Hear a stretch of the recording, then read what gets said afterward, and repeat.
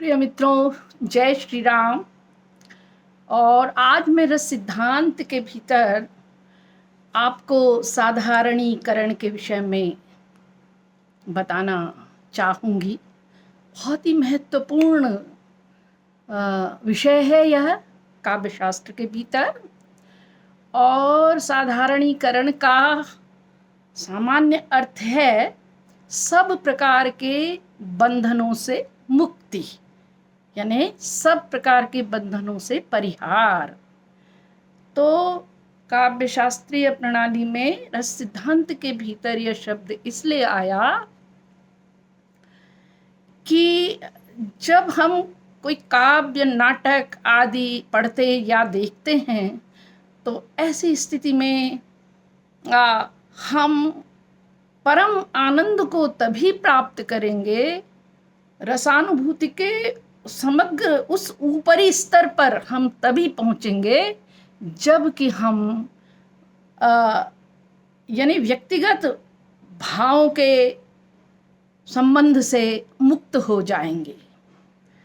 तो इस विषय में सबसे पहले भट्टनायक ने ही यह बात कही थी। आपको मैंने पहले बताया भट्टनायक का भुक्तिवाद, भोगवाद, उन्होंने भावकत्व शब्द एक कहा। तो कहने का अभिप्राय यह है कि जब तक किसी नाटक में या किसी काव्य में लाया गया कोई एक विषय इस रूप में नहीं लाया जाता कि वह सामान्यतः सबके उसी भाव का आलंबन बन सके। कोई विषय आया काव्य में, कोई विषय आया नाटक में, और प्रेक्षक ने उसे देखा, पाठकों ने उसे पढ़ा, और संपूर्ण पाठकों का जो भाव है वह एक जैसा, मतलब अनुभव करने लगा, उनको एक जैसी अनुभूति होने लगी। यानी कि भाव का क्या हो गया? साधारणीकरण हो गया।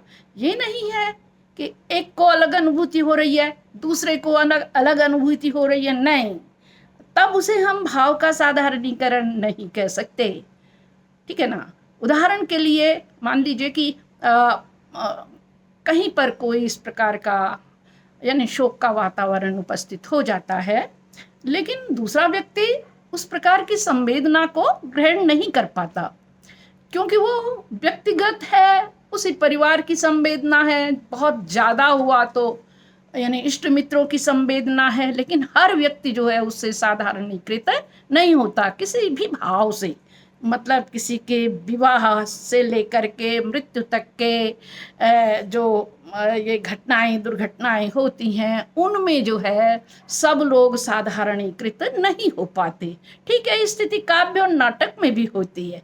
तो कहने का अभिप्राय ये है कि साधारणीकरण उसको कहते हैं जब कि कोई एक भाव किसी एक व्यक्ति का न रह करके सर्वसाधारण का हो जाता है, सर्वसाधारण उस भाव में व्याप्त हो जाता है, तो उसी को, उस भाव का क्या कहते हैं? साधारणीकरण कहते हैं।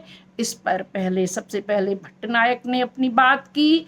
उसके पश्चात मैंने आपको बताया कि अभिनव गुप्त का अभिव्यक्तिवाद है, और अभिनव गुप्त ने जो है स्थायी भावों की बात की है। स्थायी भाव मनुष्य में, मतलब पाठक के भीतर रहते हैं, दर्शक के भीतर रहते हैं, सहृदय के भीतर विद्यमान हैं, प्रमाता के भीतर विद्यमान है। ये सब एक ही नाम है। और उन स्थायी भावों का क्या हो जाता है? साधारणीकरण हो जाता है। और इस तरह से यानी कि भट्टनायक ने ये कहा कि भाई उस समय जो है ये दोहरी प्रक्रिया, भट्टनायक नहीं, अभिनव गुप्त ने ये कहा कि इस साधारणीकरण में ये दोहरी प्रक्रिया होती है। एक तो सबसे पहले जो है क्या होता है कि आश्रय, आलम्बन आदि, इनका क्या होता है? साधारणीकरण होता है। और दूसरा क्या होता है, यानी कि राम और सीता आदि जो आलम्बन वहाँ पर हैं, आलम्बन एक दूसरे के लिए आश्रय और आलम्बन है, यानी कि उनका पहले क्या हो जाता है? उनका साधारणीकरण, वो अपने व्यक्ति विशेष की छाप से मुक्त हो जाते हैं, यानी उनका व्यक्ति वैशिष्ट्य हट जाता है। और इधर जो दर्शक और पाठक जो देख रहा है या सुन रहा है, या आस्वाद ले रहा है, उसका भी व्यक्ति वैशिष्ट्य समाप्त हो जाता है। वह भी ये नहीं सोचता कि मैं अमुक नाम का व्यक्ति हूँ। वह दर्शक दीर्घा में बैठा हुआ है तो वो एकदम से यानी कि अपने व्यक्ति वैशिष्ट्य से मुक्त हो करके तब उस भाव में वह प्रवेश कर जाता है, जो भाव नाटककार दिखाना चाहता है, जो भाव कवि दिखाना चाहता है, और उस भाव के साथ उसका तादात्म्य हो जाता है। इसी को भावों का साधारणीकरण कहते हैं। ठीक है ना। हाँ, जब कोई एक भाव किसी एक व्यक्ति का न रह करके सर्वसाधारण का हो जाता है तो उसी को उस भाव का साधारणीकरण कहते हैं। व्यक्तिगत जीवन में तो लौकिक सुख दुखों से हम आप्लावित होते हैं तो वो हमारे अपने व्यक्तिगत भाव होते हैं, उसको वो साधारणीकरण की स्थिति नहीं आती। लेकिन जब काव्य में वही भाव दिखाया जाता है, जब नाटक में वही भाव दिखाया जाता है तो एक साथ सभी रो पड़ते हैं या हंस पड़ते हैं या श्रृंगारिक भाव में जो है यानी उसी में आनंद लेने लगते हैं। तो कहने का अभिप्राय ये है कि वह व्यक्ति सीमा से छूट करके सर्वसाधारण का हो जाता है वह भाव। और इस भाव के संबंध में मैंने आपको बताया कि अभिनव गुप्त ने ये कहा कि साधारणीकरण किसका होता है, स्थायी भावों का होता है। और साधारणीकरण के प्रभाव से पाठक जो या दर्शक है वह जो है एक अतीन्द्रिय आनंद की प्राप्ति करता है। और इस तरह से आचार्य रामचंद्र शुक्ल ने भी आगे इस पर अपनी बात कही है, तो उसे मैं दूसरे खंड में बताऊंगी बच्चों या मित्रों।